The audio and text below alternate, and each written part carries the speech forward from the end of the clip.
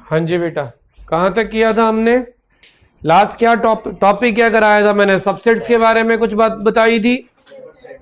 अच्छा, तो एक्सरसाइज भी कराया था क्या आप लोगों को? Set of triangles. ओके, आज मैंने बताना है बेटा इंटरवल्स, है ना। जाते जाते मैं जरूर कुछ बताता हूँ, ये नेक्स्ट क्लास में करेंगे तो वो थोड़ा ध्यान रखा करो, इजी हो जाता है। ठीक है, सबसेट्स आपने सीख लिया बेटा, अब हमें सीखना है इंटरवल, अंडरस्टैंडिंग इंटरवल। ये देखिए, एक्चुअली आपको डे 1 पे जब हमने ये चैप्टर शुरू किया तब हमने आपको बताया था कि कर्ली ब्रैकेट का हमेशा इस्तेमाल होता है किसके लिए? सेट्स को रिप्रेजेंट करने के लिए। यानी कि सेट्स में हमेशा कर्ली ब्रैकेट का इस्तेमाल होता है, और इसका मतलब क्या होता है कि x की वैल्यू या तो 3 होगी या 7 होगी, या क्या मतलब 3 and 7 होगी। एग्जैक्टली 3 and 7, ना कम ना ज्यादा।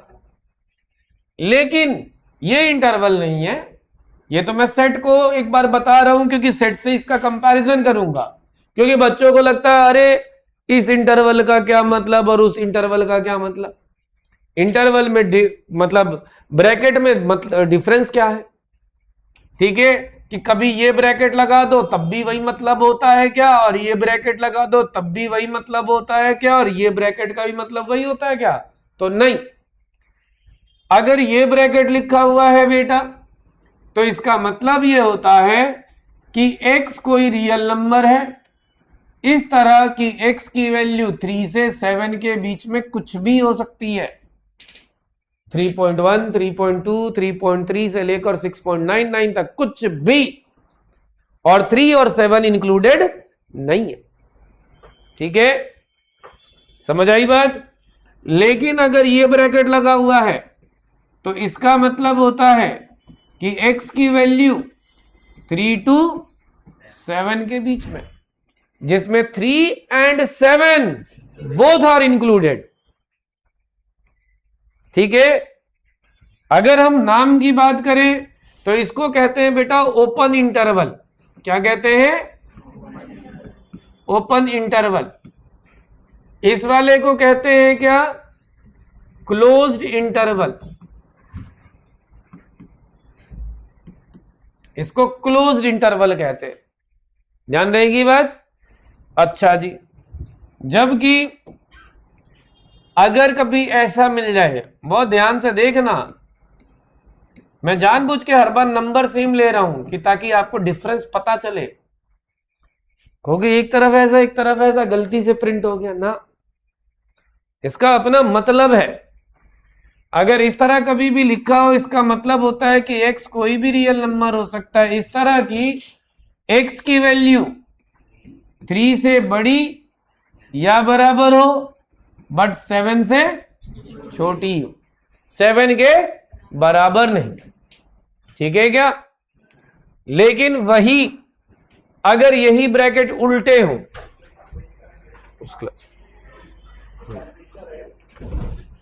अगर यही ब्रैकेट उल्टे हो, मींस यहां 3 और यहां 7, ठीक है, इस सिचुएशन में क्या होगा? x belongs to real number और x की वैल्यू 3 से तो बड़ी होगी और 7 से छोटी या बराबर। कहोगे इनको क्या नाम देंगे भैया? Partial open, partial close. इसके लिए हम फिक्स एक नाम नहीं दे पाएंगे। ठीक है, इसको क्लोज इंटरवल या इंक्लूसिव भी कहते हैं और इसको एक्सक्लूसिव इंटरवल भी कहते हैं, क्योंकि एक्सक्लूड करता है बॉर्डर पे जो भी नंबर्स है। मतलब समझे? ये इसका रोस्टर फॉर्म होता है, ये सेट बिल्डर फॉर्म होता है। समझ आई बात? कर पाओगे?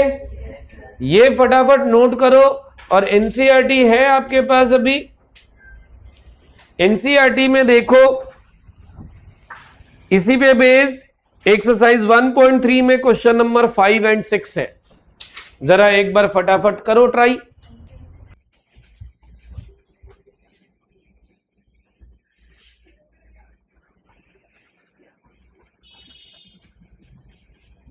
कितने कर लिए इसमें से? अच्छा अभी तो शुरू हुआ है। हो गया? एक एक करके बताते जाओ, इतने बाकी लोग करते भी रहेंगे। बोलो सर, आपसे शुरू करते हैं। इसका आंसर क्या होगा? इसका रोस्टर फॉर्म लिखना है सिर्फ इंटरवल का। बोलोगे बोले कैसे? स्मॉल ब्रैकेट, बिग ब्रैकेट, ऐसे बोल दो, कोई बात नहीं। अरे तो बताओ। हाँ पार्शियल है लेकिन कैसे बनेगा? -4 to 6 है। पहले ओपन ब्रैकेट एकदम ठीक, फिर हाँ हाँ एकदम ठीक। आप बताओ सर नेक्स्ट। ओपन ब्रैकेट, हाँ जी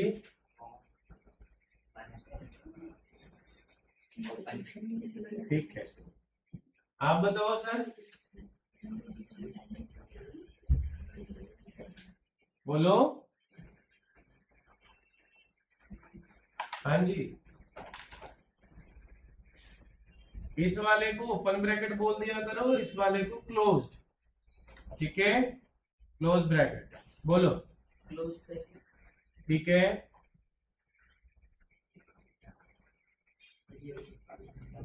बोलो भाई।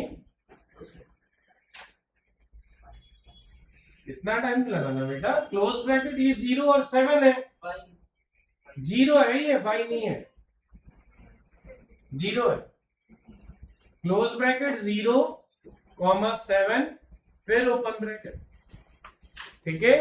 निशांत आप बताओ बेटा, आपको समझ आ रहा है क्या? आज आपकी पहली क्लास है, कोई नहीं।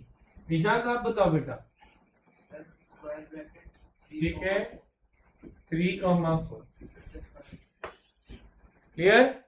हाँ जी मैम, आप बताइए जरा। आप इसका set builder form, set builder form ऐसे लिखते हैं, x such that x belongs to real number, और फिर ये कंडीशन लिखते हैं। तो बताओ x क्या -3 ग्रेटर देन लेस देन कुछ तो बोल।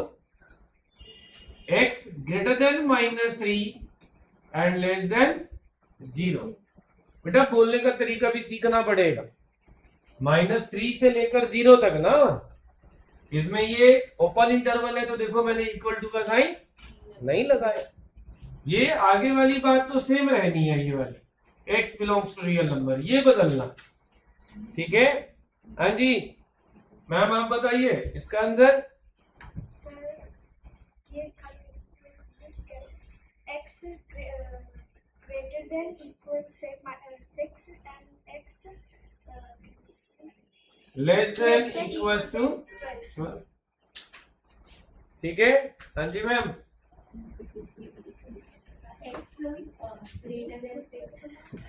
x greater than 6 and less than or equal to 12।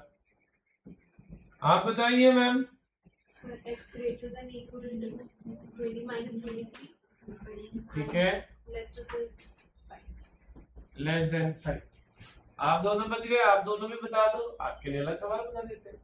क्या हो गया इसका 5th और 6th पार्ट? -10, 2। बताइए, आप बताइए।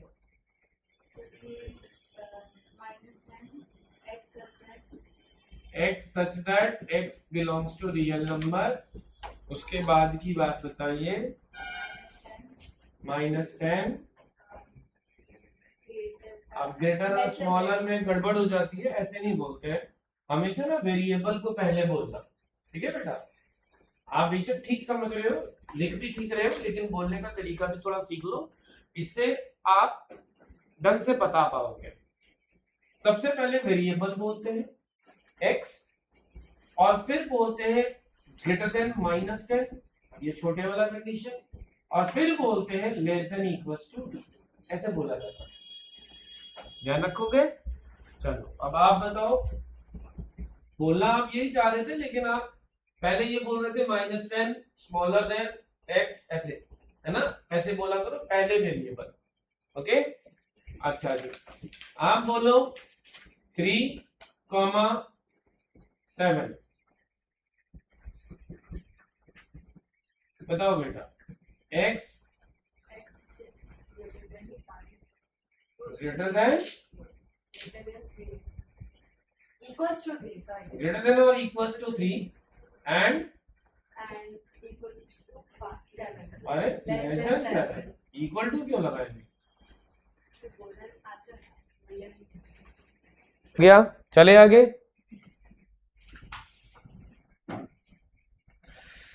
चलो, अब इसके बाद ये यूनिवर्सल सेट तो मैंने समझा दिया था। अब ये बड़े इंपॉर्टेंट कंसेप्ट है यूनियन और इंटरसेक्शन। अब यहां से ऑपरेशन ऑन सेट स्टार्ट होएगा। ऑपरेशन ऑन सेट का मतलब ये होता है बेटा, जैसे सिंपल अलजेब्रा में हम प्लस माइनस मल्टीप्लाई डिवाइड ये सब करते हैं ना, तो सेट्स में भी इस तरह का कुछ ऑपरेशन होता है, ठीक है। और इसको कहते हैं, एक को यूनियन, दूसरे को इंटरसेक्शन, एक माइनस भी आता है यहां पर। ये तीन चीजें आती है और मल्टीप्लाई सेकंड चैप्टर में मिलेगा, ठीक है। तो देखो, इसका एक एक करके मतलब बताता हूं, ज्यादा इंट्रोडक्शन दूंगा तो कंफ्यूज हो जाओगे, इसलिए एक एक करके बताता हूं, मीनिंग अपने आप समझ आ जाएगी, ओके। कभी भी यूनियन बोला जाए तो यूनियन को यू से रिप्रेजेंट करते हैं। किससे रिप्रेजेंट करते हैं? यू से। और कभी भी ए और बी दो सेट्स के बीच में ऐसे यूनियन लिखा हो, कभी भी इन दो सेट्स के बीच में यूनियन लिखा हो, तो इसका मतलब होता है सेट ऑफ एलिमेंट्स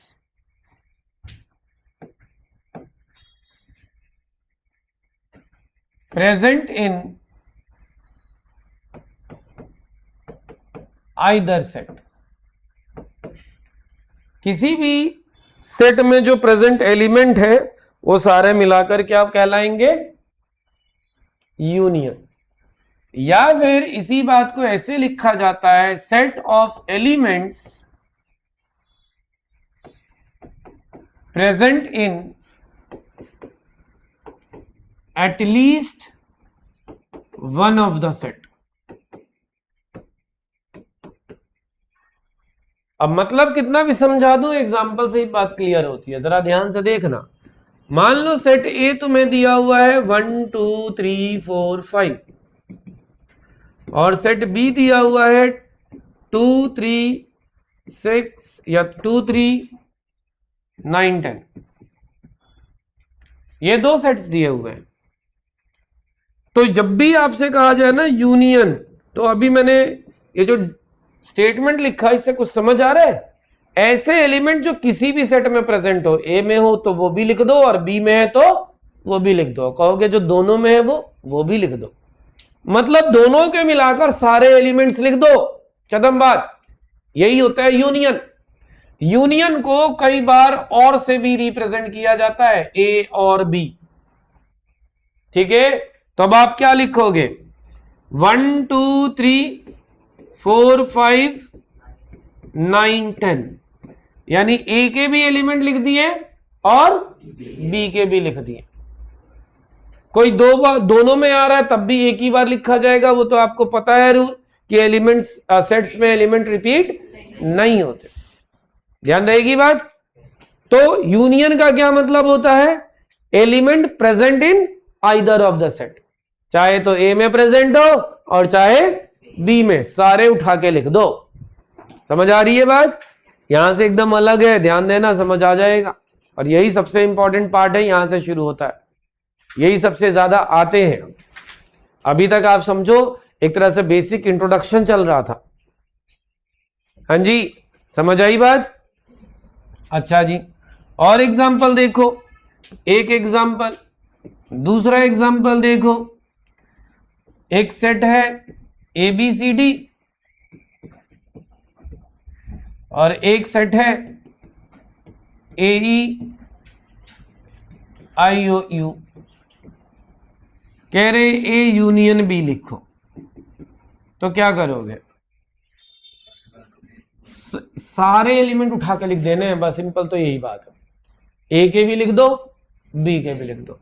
पहले ABCD तो लिख ही दो, उसके बाद इनके भी लिखो, लेकिन जब ए लिखने की बारी आई तो ए पहले आ चुका है, बाकी लिख दो फिर EIOU। समझ आई बात? तो कभी भी यूनियन कैसे निकालना है ये बात क्लियर है सबको? कोई डाउट या कंफ्यूजन तो नहीं? फटाफट लिखिए, फिर मैं इंटरसेक्शन भी समझाता हूं, सारी बातें एक एक करके समझाता हूं।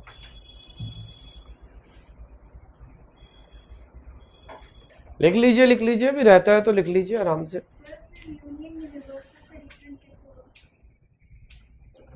यूनिवर्सल में यूनियन में देखो, इन दोनों के मिला के बस एलिमेंट आते हैं, एक्स्ट्रा तो नहीं आते।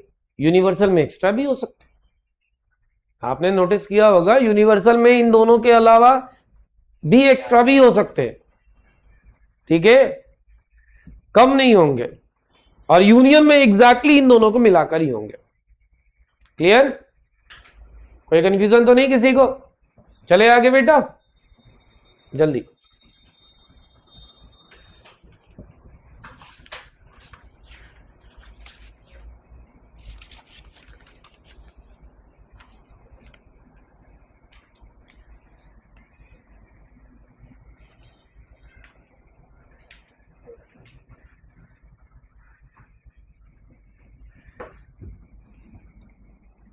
अब इसके बाद बात आती है इंटरसेक्शन की बात।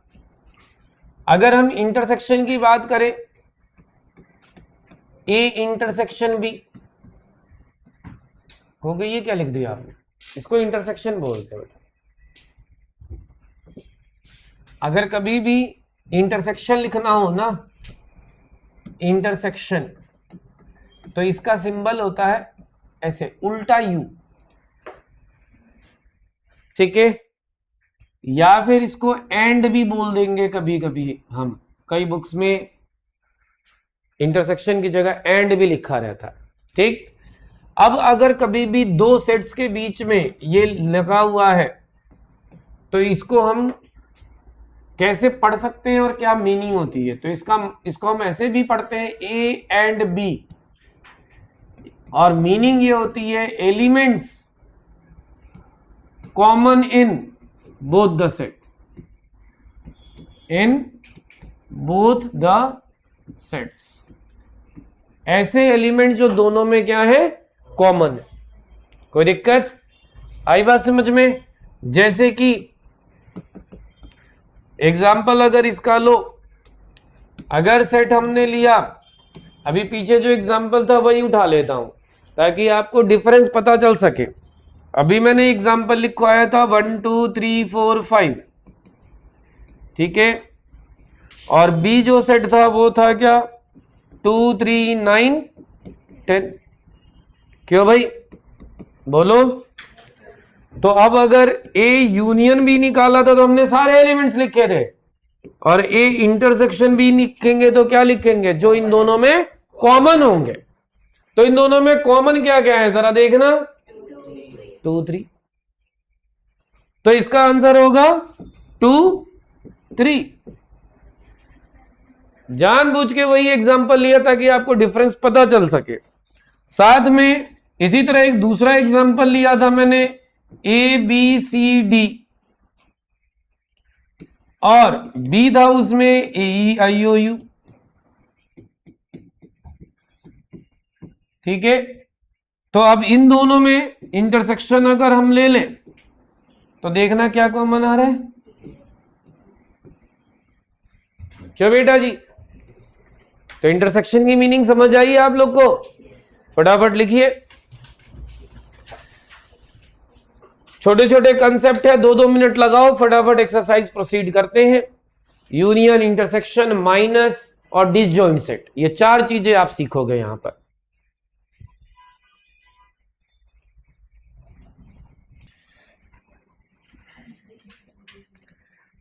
उसके बाद ये कंसेप्ट आता है डिसजॉइंट सेट का। डिसजॉइंट सेट की मीनिंग क्या होती है भाई?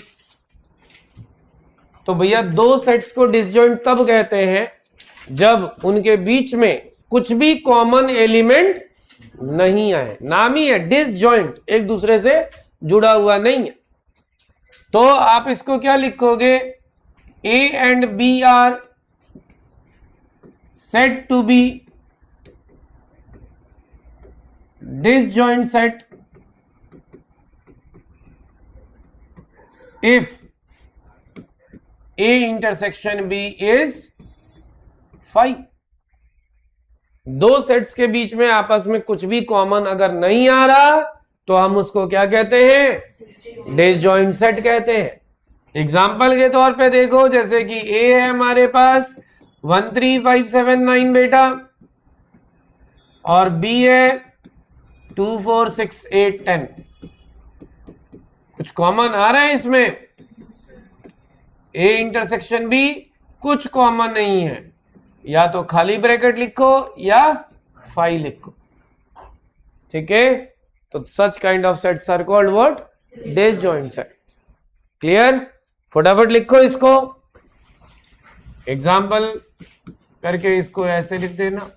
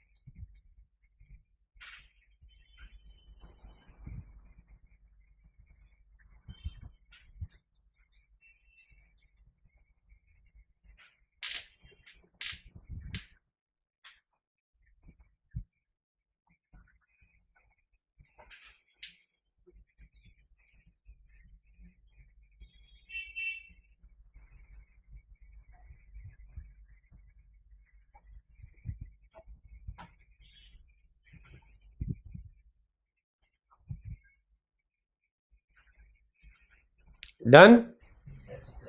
चले आगे। उसके बाद डिफरेंस ऑफ टू सेट्स। दो सेट्स का डिफरेंस कैसे निकालते हैं? देखो कई सारी बातें हमने सीख ली एक ही साथ, और सबका यूज है इस पूरे एक्सरसाइज में, तो बहुत ध्यान रखना। यूनियन का मतलब सारे एलिमेंट्स, है ना, elements present in at least one of the set. A union B में सारे एलिमेंट। इंटरसेक्शन मतलब कॉमन। डिसजॉइंट मतलब आपस में कुछ कॉमन ही ना आए, है ना। डिफरेंस जरा देखो, अगर a माइनस बी कभी लिखा जाए तो इसका क्या मतलब होता है? एलिमेंट्स, ऐसे लिखो, set of elements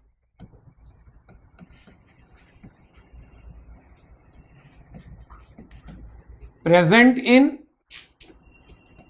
A but not in B। Elements जो A में प्रेजेंट हो लेकिन B में प्रेजेंट ना हो, ठीक है।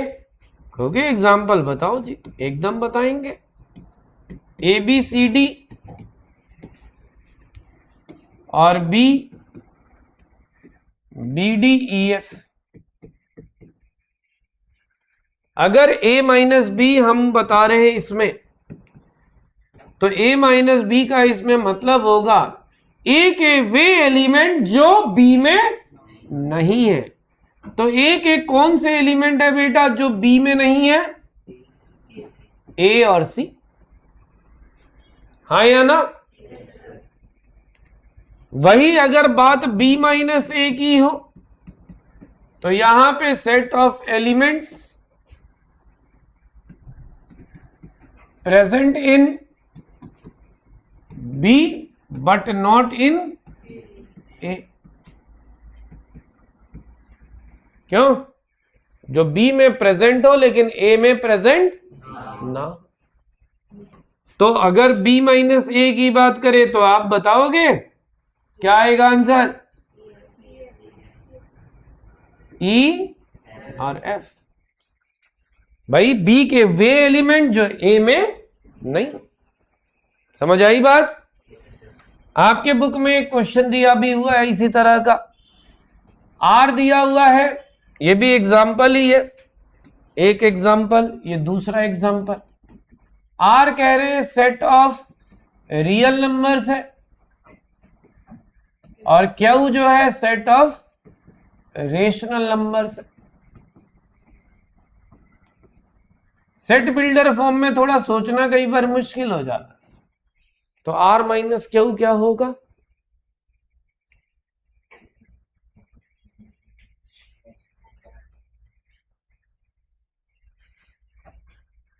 बोलो भाई।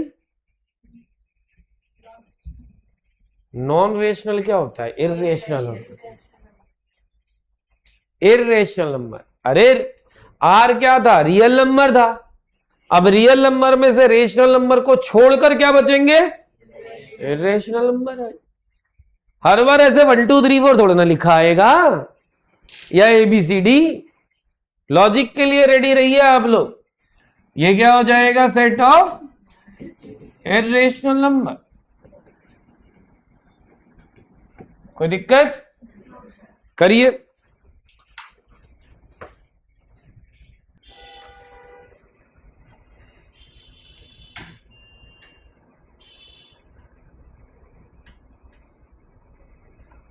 समझ तो आ रहा है ना?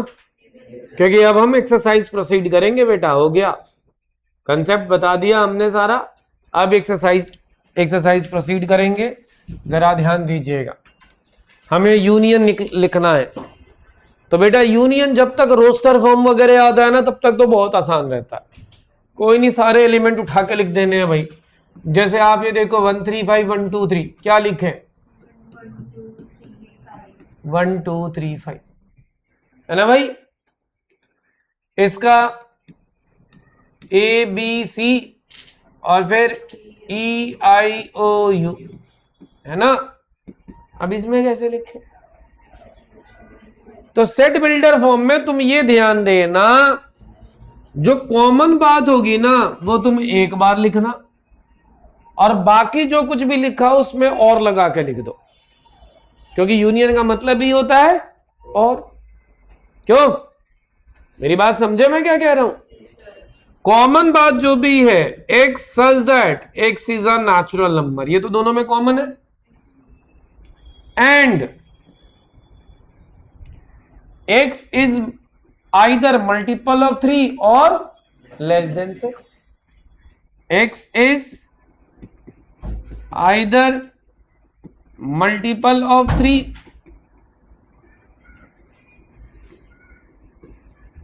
और लेस देन 6। रोस्टर फॉर्म में लिखना हो तो दोनों का पहले अलग अलग रोस्टर फॉर्म लिखो, फिर यूनियन निकाल लो भाई। क्यों? बहुत सिंपल सा फंडा है। यूनियन के केस में जो कॉमन बात हो, जैसे ये भी बात है, कॉमन बात है वो लिख दो, और बाकी दोनों को के साथ और लगा के लिख दो। लेकिन यहां पे और कैसे लगाओगे जरा देखो। x such that x is a natural number, और फिर क्या कहा जा रहा है? x की वैल्यू 1 से लेकर 6 तक है। कभी कभी रोस्टर फॉर्म की मदद ले लिया करो। पहले पार्ट में x की वैल्यू 1 से लेकर 6 तक है, नेचुरल नंबर है तो 2 3 4 5 6, ये हो गया a। अरे जल्दी से हाँ ना तो बोलो, ना भी बोल सकते हो। यूनियन, इसकी वैल्यू कहां से कहां तक है? 7 8 9, ना तो 6 इंक्लूडेड है ना ही 10। इसका यूनियन लिखना है तो क्या लिखेंगे हम? 2 3 4 5 6 7 8 9। तो इसको क्यों ना ये लिख दे कि x लाइज बिटवीन 1 to 10, एक ही साथ करके लिख दो ना। आप ये लिखोगे और वो लिखोगे, गलत नहीं होगा, बट ज्यादा अप्रोप्रिएट ये होगा। जैसे कि मैथ्स में 12/3 करके छोड़ दोगे तो टीचर आधा नंबर काट लेंगे। भाई 4 क्यों नहीं लिखा? टेबल नहीं आती क्या? बोलो। तो ऐसे ही इसमें अगर ये लिखा जाए कि x की वैल्यू 1 से लेकर 6 है और x की वैल्यू 6 से लेकर 10 तक है, उससे ज्यादा अप्रोप्रिएट ये है कि x की वैल्यू 1 से 10 के बीच में कुछ भी। बोलो। तो ज्यादा अप्रोप्रिएट लिखना होता है बेटा, समझ आई बात? वो लिखोगे गलत नहीं है, बट हो सकता है एमसीक्यू में वो ऑप्शन ही ना हो, फिर तो आप कहोगे सर ये क्या हो गया, आपने कहा था और लगा देना बस। भाई मीनिंग यही होती है कि और, लेकिन क्या पता उसको सॉल्व करके लिख रखा हो, तो वो भी तो पता होना चाहिए आपको। यहां देखो A 1 2 3 है और B 5 है, तो A यूनियन B क्या आ जाएगा, 1 2 3 आ जाएगा भाई। 5 का मतलब क्या होता है, खाली ब्रैकेट। तो अब आप बताओ 1 2 3 और खाली ब्रैकेट में सारे एलिमेंट लिखने हैं, तो सारे एलिमेंट बेसिकली क्या होंगे, कोई दिक्कत, ये लिख लो ये पार्ट, बाकी पार्ट्स आपको खुद करना होगा और थोड़ा जल्दी लिखो, काफी सारे क्वेश्चंस कराने हैं। क्वेश्चन सारा कॉपी मत करो, बस आंसर लिख लो, और आपको लगता है समझ आ गया तो मर्जी है आपकी, मत भी लिखो, घर जाके कर लेना। ध्यान दीजिएगा बेटा, यूनियन अब कर लोगे इस तरह से आप लोग, ध्यान देना जरा। यहां पर क्वेश्चन है, एक जरा सेकंड क्वेश्चन बस देख लो। अगर सेट ए दिया हुआ है ए बी और सेट बी दिया हुआ है ए बी सी, कह रहे ए सबसेट है बी का, एकदम है भाई, यस है। फिर कह रहे ए यूनियन बी निकालो, निकाल देंगे। ए बी सी, जरा देखना ए बी सी किसके बराबर है। इससे क्या कंक्लूजन निकला कि कभी भी ए अगर बी का सबसेट है तो इनका यूनियन क्या आएगा, हमेशा बी। आप इसको ऐसे समझो कि अगर ए सबसेट है बी का तो बी के अंदर ए के सारे एलिमेंट है, तो इसका ये मतलब होगा कि कभी भी ए यूनियन बी निकालोगे तो बी आएगा बड़े वाला, और ए इंटरसेक्शन बी निकालोगे तो ए आएगा। आप करके देख लो, यहां पर, यहां पूछा नहीं गया था, मैंने बताया। आप यहां ए इंटरसेक्शन बी निकालना, जरा क्या आएगा, ए बी आया क्या, किसके बराबर है। लेकिन ये सिचुएशन कब होगी सही, जब ए सबसेट ऑफ बी हो। वही अगर मान लो क्वेश्चन में कह देते कि बी सबसेट है ए का, तब बताओ जरा ए यूनियन बी क्या होता, उस समय ए यूनियन बी ए होता और ए इंटरसेक्शन बी। मतलब कभी भी एक सेट दूसरे सेट का अगर सबसेट हो तो बड़े वाला जो सेट होगा वो यूनियन के इक्वल होता है, और छोटे वाला सेट जो होता है वो इंटरसेक्शन के इक्वल। इसको इंपॉर्टेंट पॉइंट में करके लिखना भी आप लोग। और यही क्वेश्चन है ये अगला, देखो अगले क्वेश्चन में सेट, यहां तो सेट ए और सेट बी इन्होंने बता दिया था, यहां सेट ए और सेट बी बताया तो नहीं, बोलो। और तब आपसे पूछ रहे हैं, बस इतना कह रहे कि ए बी का सबसेट है, और आपसे कह रहे हैं कि ए यूनियन बी बताओ, तो तुरंत बोलो बी, क्योंकि आपको ये कंडीशन पता। क्यों बेटा, अब इसके बाद के जितने भी क्वेश्चन है इस एक्सरसाइज में बेटा, आपसे क्या पूछा गया है, यूनियन निकालो, इंटरसेक्शन निकालो, तो ट्राई कर लोगे, कर लेना, नहीं होगा तो हम डिस्कस कर लेंगे नेक्स्ट क्लास में। क्लियर, यूनियन, इंटरसेक्शन और डिफरेंस यही निकालने को कहा है आगे के सभी क्वेश्चनों में। आप लोग एक बार बेशक नजर मार लीजिए।